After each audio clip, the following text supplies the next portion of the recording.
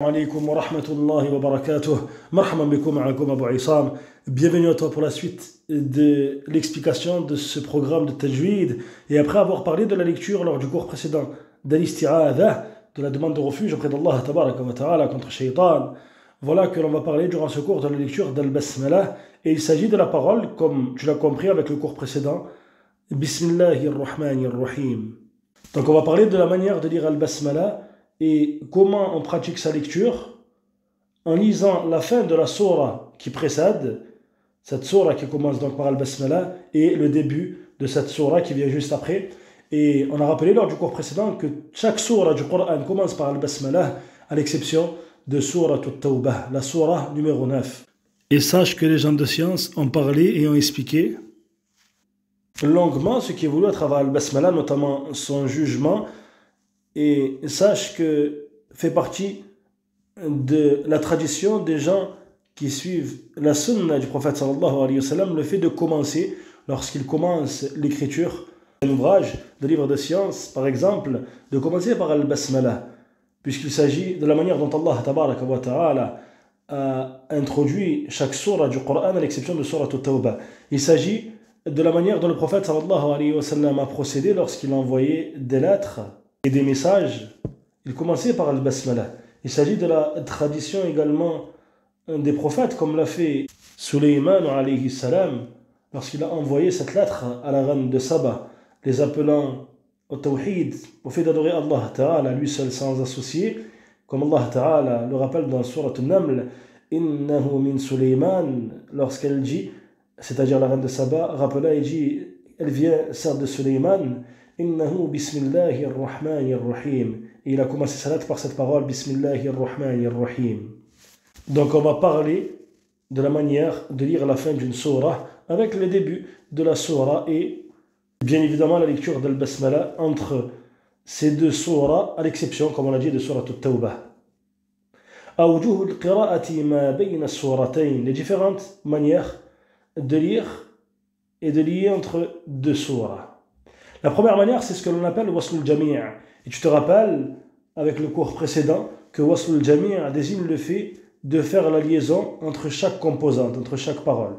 On va prendre l'exemple de Surat Al-Ikhlas, Qul huwa Allahu ahad, et la manière de faire la liaison entre Surat Al-Ikhlas et Surat Al-Falaq, qui est la sourate qui vient juste après, Qul a'udhu bi rabbil falaq.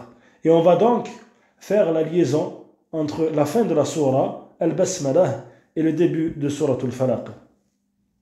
Je lis dans un premier temps et ensuite je lis une seconde fois et n'hésite pas à lire avec moi lors de la seconde lecture. N'oublie pas de lire Al-Isti'adha lorsque tu t'apprêtes à lire le Coran, puisqu'Allah tabaraka wa ta'ala a dit dans le verset فَإِذَا قَرَأْتَ الْقُرْآنَ فَاسْتَعِذْ بِاللَّهِ مِنَ الشَّيْطَانِ الرَّجِيمِ. Et lorsque tu t'apprêtes à lire le Coran, cherche le refuge auprès d'Allah contre le Shaitan, le maudit. أعوذ بالله من الشيطان الرجيم ولم يكن له كفوا أحد بسم الله الرحمن الرحيم قل أعوذ برب الفلق. On va reprendre la lecture une seconde fois et sache que la manière dont j'ai lu Ahadun est ce que l'on appelle Al-Iqlab, et c'est ce dont on parlera Inch'Allah Ta'ala dans les règles spécifiques du nun sakin, du nun portant un soukoun et du tanwin. وَلَمْ يَكُنْ لَهُ كُفُوًا أَحَدٌ بِسْمِ اللَّهِ الرَّحْمَنِ الرَّحِيمِ قُلْ أَعُوذُ بِرَبِّ الْفَلَقِ. Donc tu remarques qu'on a fait la liaison entre la fin de Surat Al-Ikhlas, Al-Basmala, et le début de Surat Al-Falaq. La deuxième manière de lire la fin d'une sourate et le début d'une sourate à travers la version de Hafs al-Asim, c'est ce que l'on appelle Qat'u al-Jami'. Et tu te rappelles que Qat'u al-Jami' signifie le fait de s'arrêter après chaque partie que tu lis. Donc on va s'arrêter à la fin de la sourate et on va lire Al-Basmala et le début de Surat Al-Falaq.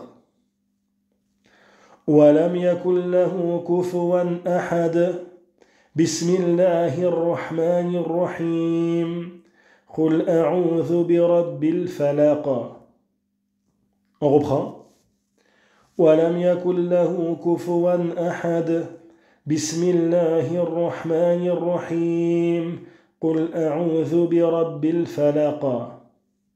Enfin, la troisième et dernière manière de lire la fin d'une surah et le début d'une surah, c'est ce que l'on appelle قطع الأول ووصل الثاني بالثالث. Le fait de s'arrêter après la lecture de la première parole, c'est-à-dire après la fin de la surah, et le fait de lire al-basmala et de lier al-basmala avec le début de la surah suivante. وَلَمْ يَكُنْ لَهُ كُفُوًا أَحَدٌ بسم الله الرحمن الرحيم قل أعوذ برب الفلق.